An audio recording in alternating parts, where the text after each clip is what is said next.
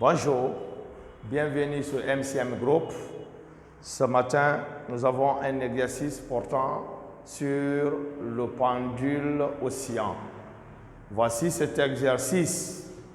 Exercice numéro 1. Un pendule simple est constitué d'un fil inextensible portant à l'extrémité inférieure une bille ponctuelle de masse M.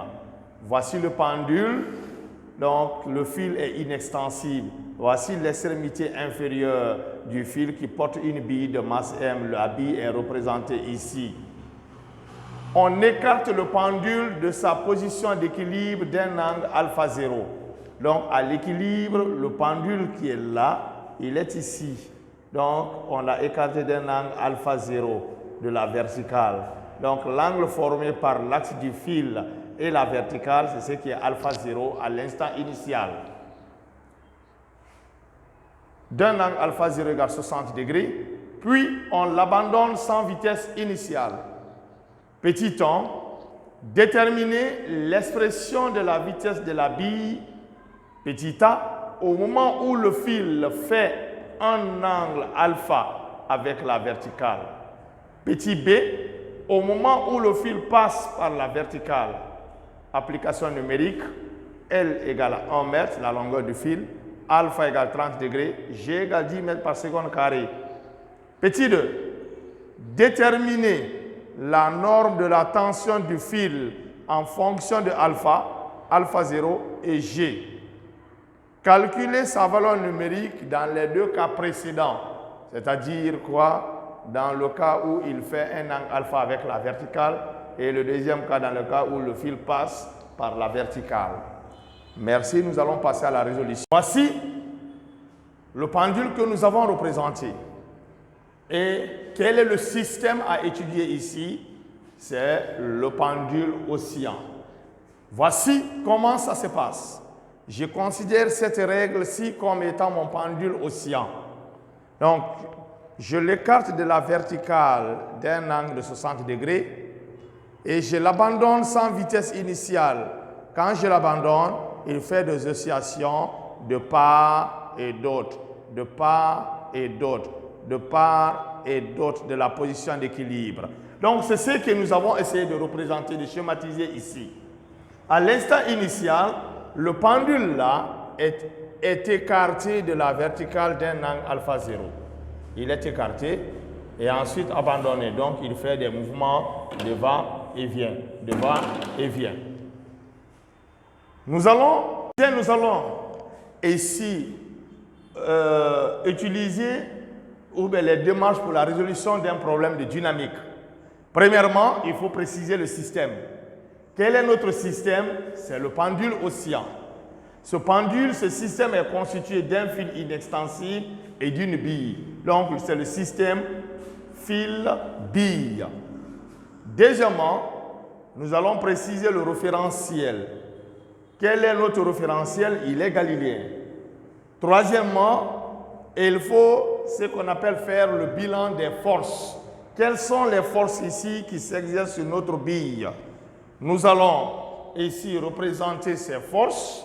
Sur la bille, il y a l'action du poids. Le poids de la bille, nous allons le représenter.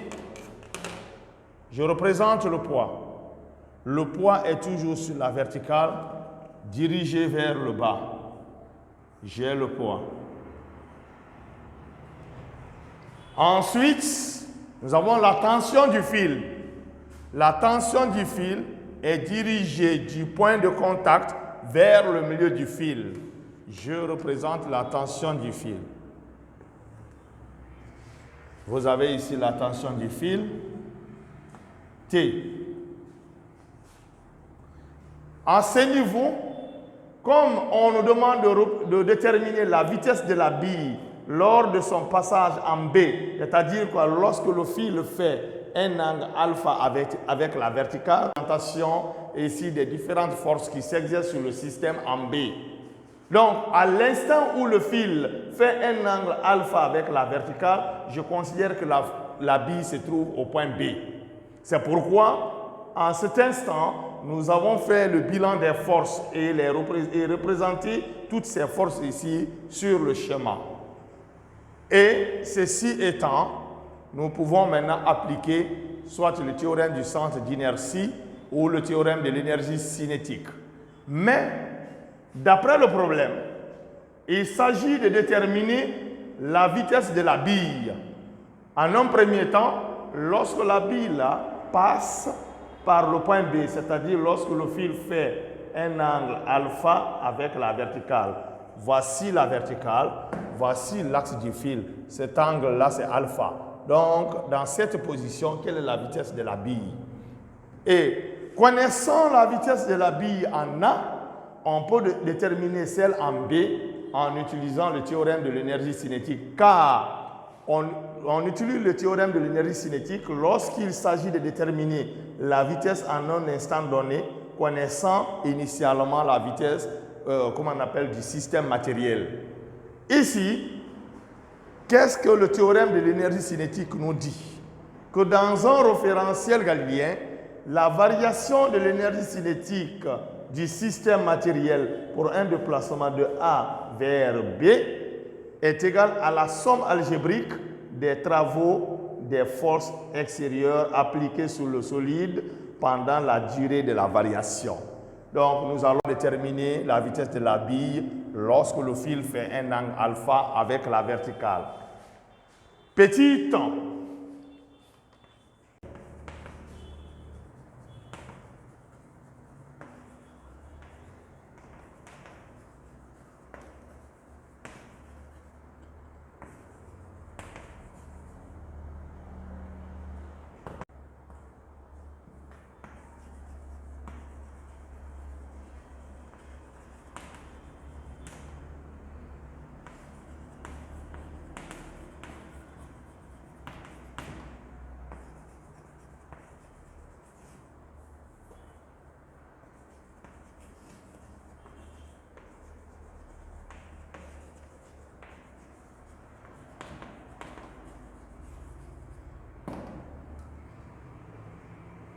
Donc, petit temps, déterminons la vitesse de la bille, petit a, au moment où le fil fait un angle alpha avec la verticale. Donc, où le fil fait un angle alpha avec la verticale. Donc, voici, en étant en mouvement, la vitesse augmente progressivement. Donc, en B, quelle est la vitesse? Nous allons, dans ce cas, appliquer le théorème de l'énergie cinétique à la bille dans son mouvement de A vers B. D'après le théorème de l'énergie cinétique, la variation de l'énergie cinétique pour un déplacement de A vers B est égale à la somme algébrique des travaux des forces extérieures appliquées au solide pendant la durée de cette variation. Et nous allons appliquer ce théorème au mouvement de notre bille. Cette variation-là, c'est l'énergie cinétique finale, c'est-à-dire en B, moins l'énergie cinétique en A, qui est égale. Quelles sont les forces qui s'appliquent sur notre système? Nous avons ici le poids et la tension du fil. Donc, le travail du poids plus le travail de la tension du fil. Donc, à ce niveau, nous allons déterminer l'énergie cinétique en B, l'énergie cinétique en A, le travail du poids, le travail de la tension du fil et maintenant, comment utiliser cette égalité. Quelle est l'énergie cinétique en B? Comme il s'agit d'un mouvement de translation, EC de B égale 1 demi de M fois VB carré. EC de A égale à 1 demi de M fois VA carré. Et ici, EC de A égale à 0. Pourquoi? La bille, autrement dit, le pendule est abandonné en A sans vitesse initiale.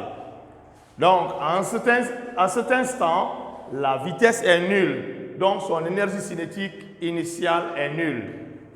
Et quel est le travail du poids? Le solide se déplace de A vers B, mais on remarque quoi? Que B n'ont pas la même altitude. Donc, le travail du poids pour un déplacement de A vers B, le poids étant une force conservative, donc son travail c'est P facteur Z de A moins Z de B. C'est-à-dire quoi? L'altitude de A moins l'altitude de B. C'est ce qu'on appelle H. Nous allons représenter ici la différence d'altitude. Je fais la projection de A sur la verticale. Ensuite, la projection de B sur la verticale. Donc, quand je projette A sur la verticale, ici j'ai par exemple A', et B, j'ai ici par exemple B'. Donc, voici la différence d'altitude. Z de A moins Z de B, c'est ce qui est H. Et là, je peux aisément écrire P égale à mg fois H, avec H est égal à A'B'. Ici, je disais que A'B' égale à H. Maintenant, H c'est A'B', et pour trouver cette distance, on va considérer la distance OB'. Donc, on dira que OB' c'est OA' plus A'B'.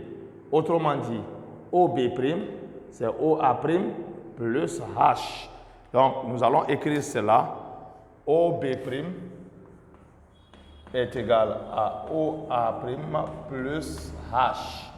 On va tirer H. H égale OB' moins OA'. Nous allons considérer deux triangles. Le premier contient les points O et B'. Le second, c'est celui qui contient les points O et A'. Donc, pour cela, nous avons le triangle OB'B. Parce que dans ce triangle, nous avons le côté OB'. Donc, ce triangle-là est rectangle en B'. Et quel est l'angle? Et ici, au sommet de ce triangle, c'est alpha. Donc, nous allons écrire ceci. Soit les triangles, le premier c'est OB'B, OB'B et OA', rectangle en A, OA'. En considérant le premier triangle OB'B, l'angle au sommet c'est alpha. Donc OB' par rapport à alpha, OB' est un côté adjacent et OB qui est l'hypoténuse, c'est ici la fonction trigonométrique à utiliser, c'est la fonction cosinus. C'est elle qui lie le côté adjacent à l'hypoténuse. Donc le cosinus de alpha égale, c'est le côté adjacent qui est OB' sur l'hypoténuse OB. Et OB, c'est L. C'est la longueur du fil. Cela me permet d'écrire OB' est égal à L cos de alpha. Le deuxième triangle, OA', l'angle au sommet c'est alpha 0 et O 100. Donc, le cosinus de alpha 0 égale. Le côté adjacent c'est OA'. L'hypoténuse c'est OA et OA c'est L. OA' est égal à L cosinus de alpha 0. Donc, on peut écrire déjà OB', voici son expression OA'. Donc, de ces deux relations, on peut dire que H, en factorisant par L, on aura L facteur de cos de alpha moins cos de alpha 0. Donc, le travail du poids égale M fois G fois H. Au lieu de H, j'écris L facteur de cos de alpha moins cos de alpha 0. Voici le travail du poids. Nous avons déterminé l'énergie cinétique en B, l'énergie cinétique en A, le travail du poids. Observez pendant tout le déplacement, la tension est toujours normale au vecteur vitesse.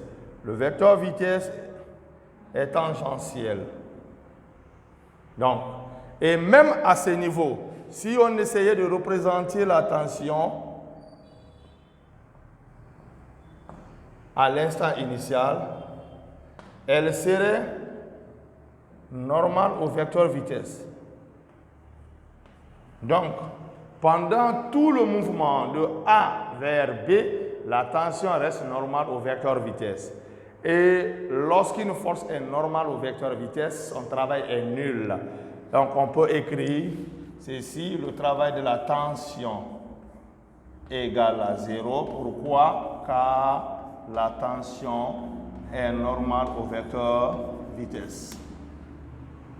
Donc, nous pouvons maintenant écrire aisément ou bien reproduire cette relation en écrivant EC de B, c'est 1 demi de M VB carré moins EC de A, c'est 0, égale le travail du poids MGL cos de alpha moins cos de alpha 0.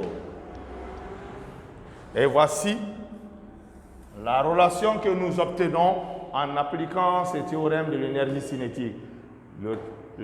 L'énergie cinétique en B, E C de A, c'est 0. L'égalité, elle est reproduite. Le travail du poids, vous l'avez ici, ce qui est là.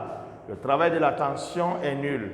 Donc, à partir de là, on peut simplifier par M et M et tirer la valeur, l'expression de VB.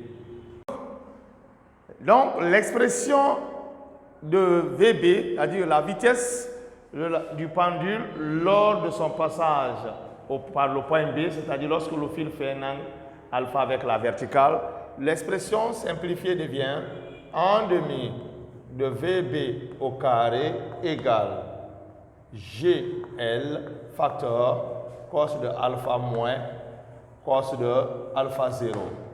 Donc, on peut écrire VB égale la racine carrée, le 2 multiplié GL, on en a 2 GL facteur de cosine de alpha moins cosine de alpha 0. Voici l'expression de la vitesse de la bille lorsque le fil fait un angle alpha avec la verticale.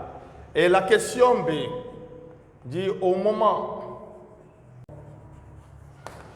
où le fil passe par la verticale,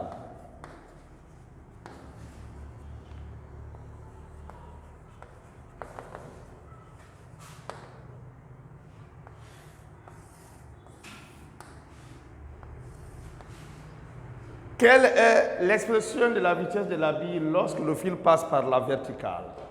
Il faut retenir qu'à l'instant initial, le fil fait avec la verticale un angle alpha 0 égale 60 degrés. Au fur et à mesure qu'il se rapproche de la verticale, l'angle diminue, ça diminue, ça diminue, ça diminue. Et lors du passage du fil par la verticale, alpha égale à 0. Donc, il suffit simplement de remplacer alpha par 0. Donc, et ici, alpha égale à 0, donc à la verticale. Donc, ce qui nous permet d'écrire le cosine de alpha est égal à 1.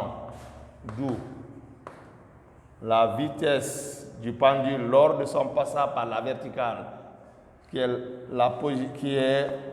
la position d'équilibre, VE égale à la racine carrée de 2GL. Au lieu de cos de alpha, je remplace par 1 moins cosinus de alpha 0. Donc, nous allons procéder à l'application numérique. Comme application numérique, on aura VB égale, je reproduis d'abord l'expression 2GL facteur cos de alpha moins cos de alpha 0 égale la racine carrée de 2 fois 10 fois 1 facteur alpha, c'est 60 degrés. Donc j'écris 30 degrés. Alpha égale à 30 degrés. Alpha 0 égale à 60 degrés. Et ici, cosinus de 30 degrés, c'est la racine de 3 sur 2. Racine de 3 sur 2. Moins. Sinus et cosinus de 30 degrés, c'est 1 demi.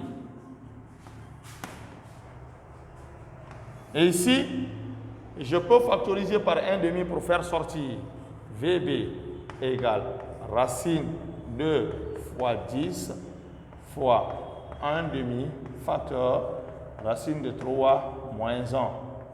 Et là, le 2, et le 2 se simplifie. J'ai la racine de 10 facteur racine de 3, c'est 1,732 moins 1. VB égale la racine de, et ici, ce qui entre parenthèses, ça fait 0,732, c'est fois 10, ça me donne 7,32. Donc, voici VB en mètres par seconde. La racine de 7,32, c'est 2,7. Ça, c'était lorsque le fil fait un angle alpha avec la verticale, c'est-à-dire au point B. Maintenant, lors du passage du fil par la verticale, on a VE égale, je reproduis, racine carrée de 2GL, facteur 1 moins cos de alpha. Et implique VE égale racine carrée 2 fois 10 fois 1 facteur 1 moins 0,5. 1 moins 0,5, ça me donne 0,5. Fois 2, ça fait 1. On aura la racine de 10. VE égale à la racine de 10 en mètres par seconde. Ce qui me donne VE égale à 3,16 mètres par seconde.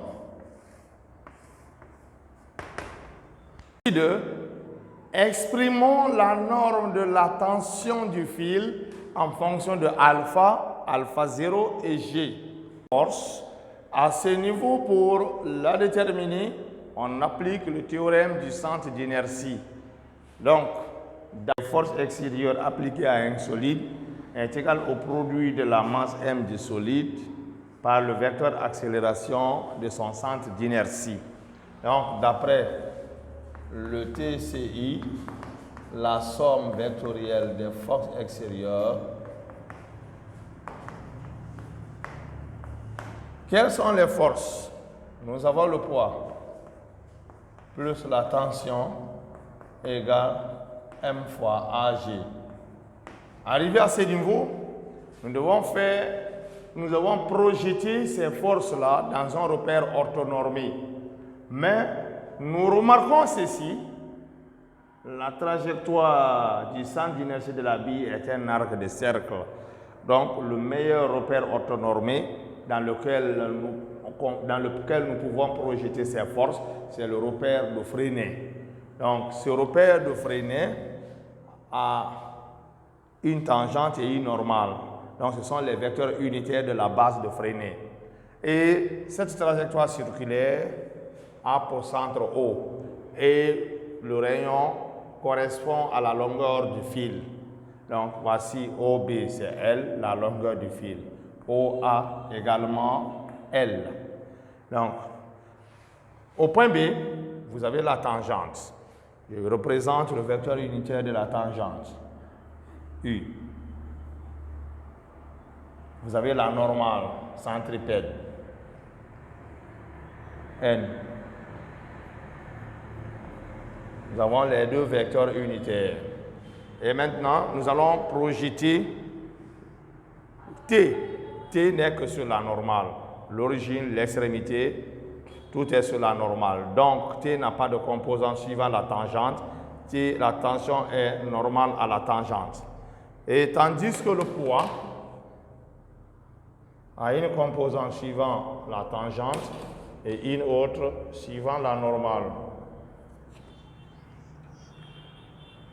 J'ai la projection de P suivant la tangente et P normal. Et là, c'est P tangentiel.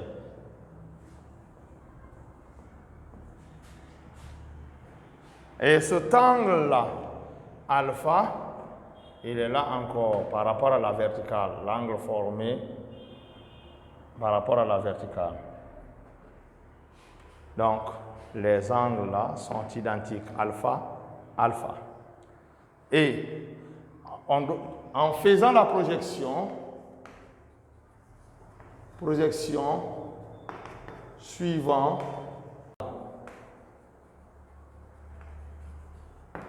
Pourquoi suivant la normale? Parce que nous voulons déterminer la tension du fil. Et cette tension n'a pas de composant suivant la tangente. Elle n'est que normale. Donc si nous faisons la projection du théorème du centre d'inertie sur la tangente, nous n'aurons jamais T. C'est comme si nous avons un voleur qui réside à l'est et nous voulons aller au nord pour le chercher. On ne le verra jamais. Donc, T n'a pas de composante suivant la tangente. Nous sommes obligés de faire la projection suivant la normale pour pouvoir déterminer T. Donc, la projection suivant la normale, T, la projection de P, c'est P normal. P normal. La projection de T, T n'est que normal. Plus T normal égale M anormal. À ce niveau, nous devons maintenant ici chasser les vecteurs. Parce que là, pour les enlever, nous devons tenir compte du sens du vecteur unitaire N. Remarquez que T est orienté dans le même sens que N. Donc, en enlevant le vecteur, donc il est positif. Mais P normal est opposé à N. Donc, en enlevant le vecteur, on le fait accompagner par le signe négatif. En chassant le vecteur ici, on aura moins P normal. Ici, T normal, c'est T. Donc, T et N ont le même sens. Donc, plus T égale M anormal. Cela me permet de anormal plus P normal. M anormal plus P normal. Je dois chercher A normal et P normal. À quoi est égal à A normal? L'accélération normale, d'après la définition, c'est V carré sur R. Et notre V, c'est la vitesse en quel point? Au point B. VB carré. R, quel est le rayon de cette trajectoire? C'est L. Je remplace par L. Cela me permet d'écrire A normal égale. Et où se trouve VB carré? Vous avez ici l'expression de VB. VB, c'est la racine de 2GL facteur cos alpha moins cos alpha 0. Lorsque je l'élève au carré, le radical saute. Donc, on aura 2GL cos alpha moins cos alpha 0. En divisant par L, donc, on obtient 2G facteur cosinus de alpha moins cosinus de alpha 0. Et P normal. Comment déterminer P normal? Regardez ce triangle de force. Vous avez P normal, vous avez P. Un angle droit est formé ici. Vous avez ici l'angle alpha. Donc, P normal représente le côté adjacent. Et nous allons utiliser la fonction cosinus. Le cosinus de alpha égale le côté adjacent P normal sur l'hypoténuse P. Donc P normal égale P cos de alpha. P c'est mg. J'écris mg. Mg c'est qui est P fois cosinus de alpha. Et je les remplace dans l'expression de T. Je trouve T égale. En multipliant A normal par M, on aura 2mg facteur cos alpha moins cos alpha 0 plus P normal mg cosinus de alpha. Je développe. T égale 2mg cos alpha moins 2mg cos alpha 0 plus mg cos alpha. T égale 2mg cos alpha plus mg cos alpha. J'ai 3mg cos alpha moins 2mg cos alpha 0. Donc T égale 3mg cos alpha moins 2mg cos alpha 0. J'ai mg facteur 3 cos de alpha moins 2 cos de alpha 0. Voici l'expression de la tension du fil en fonction de mg alpha et alpha 0, tel qu'il est écrit ici dans l'énoncé. Nous avons l'expression de T. Maintenant, au moment où le fil passe par la verticale,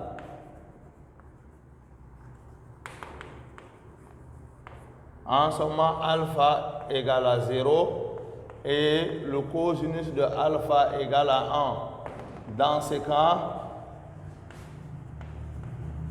cas, T égale mg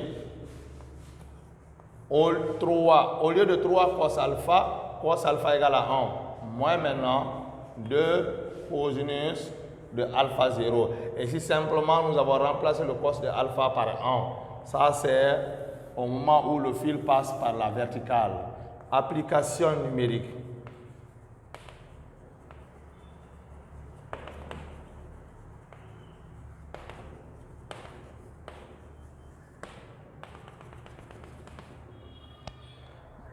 Donc ici, lorsque le fil fait un angle 30 degrés par rapport à la verticale,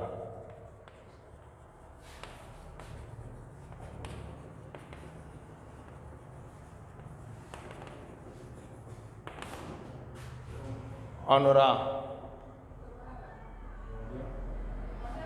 a TB, parce que là le fil se trouve au point B.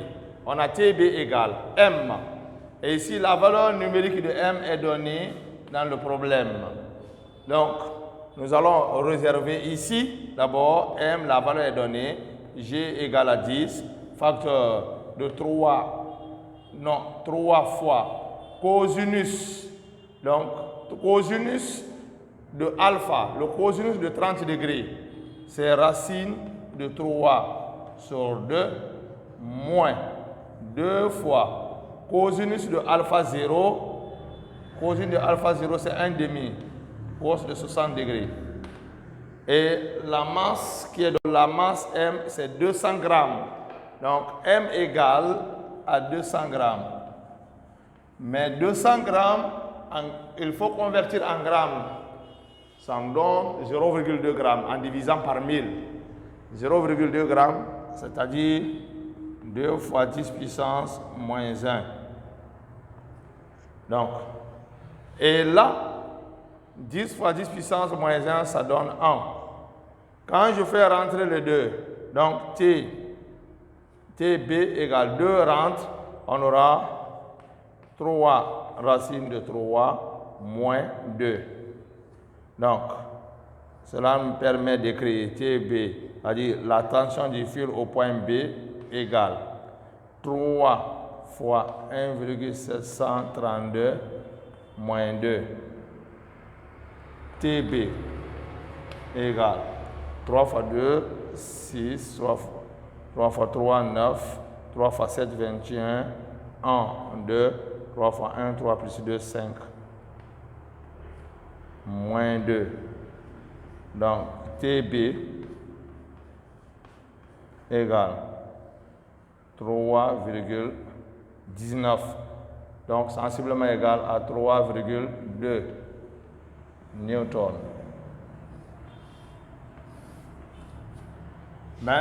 Ici, lors de son passage par la verticale, j'ai notre partie E. On dit c'est mg. Quelle est la valeur de m? C'est 0,2 g. La valeur de g, c'est 10 mètres par seconde carré. Facteur 3 moins 2. Cosinus de 60 degrés, c'est 1,5. Quand je simplifie 2 et 2, il va rester à l'intérieur de l'appareil. Il va rester ici 1. Donc, c'est ce qui me permet d'écrire TE égale 10 fois 0,2, ça fait 2. Facteur 3 moins 1. 3 moins 1 égale 2. 2 fois 2, 4. TE est égal à 4 newtons. Merci. Que Dieu vous bénisse.